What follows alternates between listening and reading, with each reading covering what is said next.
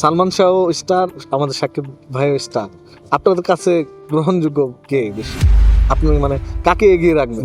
কাকে এগিয়ে রাখবো বললে এখন আর এটাকে ব্যালেন্স করার উপায় নেই, কারণ একজন পৃথিবীর বুকে নেই, আরেকজন স্টিল নাও। স্টিল না।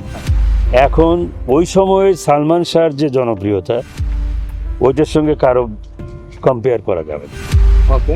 এখন আমাদের বাংলাদেশে ইন্ডাস্ট্রিতে একটাই ব্যক্তি, সেটা হলো সাকিব খান। তো শাকিব খান নিজেও বলছে যে সে সালমান হ্যাঁ, সালমানকে সে নিজেও সালমানের ভক্ত, নিজেও সালমানের ছবি দেখেছে, অনুপ্রাণিত হয়েছে। কিন্তু ওকে যদি করা যেত দুইজনের মধ্যে, এটা দুইজন যদি এখন থাকতো, তাহলে দর্শকই তাকে কাকে আগায় রাখতো, দর্শকের ভোটে সেটা হয়ে যেত। কিন্তু সালমান যখন চলে গেছে, তখন সে তুঙ্গে, সেইখানে যাওয়ার ক্ষমতা কারণে।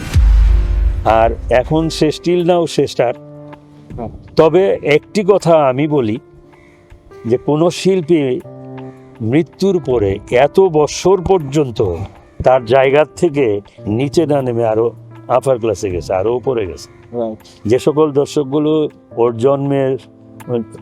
জন্ম হয়নি, জন্মের পরে আইসা ছবি দেখছে, তারাও তার ভক্ত।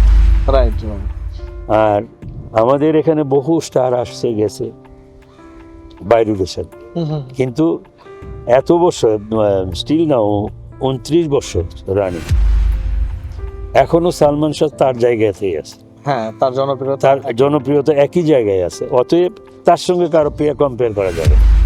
রাইট।